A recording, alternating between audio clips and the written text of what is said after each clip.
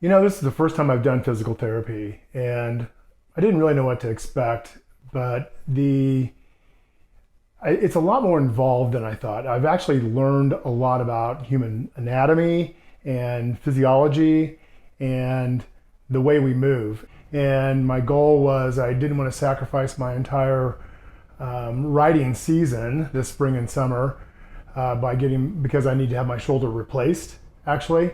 Kyle did a really nice job of explaining the process, how I was trying to first gain some mobility and then strength and then endurance on top of that strength. And I think I'm somewhere between mobility and strength right now, and it has allowed me to get back on the bike. I have been doing some better rides, and I'm getting ready for a race in August, and then I'm going to Tuscany for a bike tour in September, and then I have a couple races in October, and right now I'm tracking to be able to do all of that.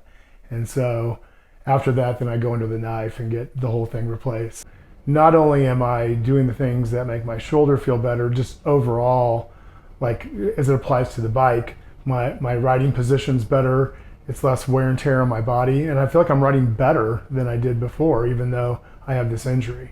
Kyle's been great in understanding what my goals are and what I'm really trying to get accomplished and helping me manage this, because one of the things that she's really made clear to me is that if I get to that strength and endurance, that it's going to make my rehab easier, and B, I'm going to even be stronger and have more mobility in my shoulder as well.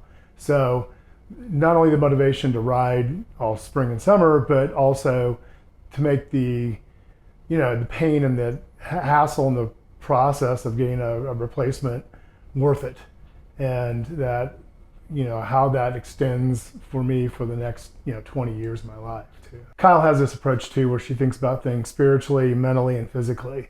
Mentally you go into it with, okay, I know I'm going to have work to do after this, and if you approach it that it doesn't end with the surgery, it ends with the rehab, that you kind of start with that goal in mind. And even Kyle's talked to me about that the 2 weeks prior to surgery, we're going to focus on hydration and nutrition, get plenty of rest, so we really go into the surgery strong, so we come out of it strong and go right into rehab.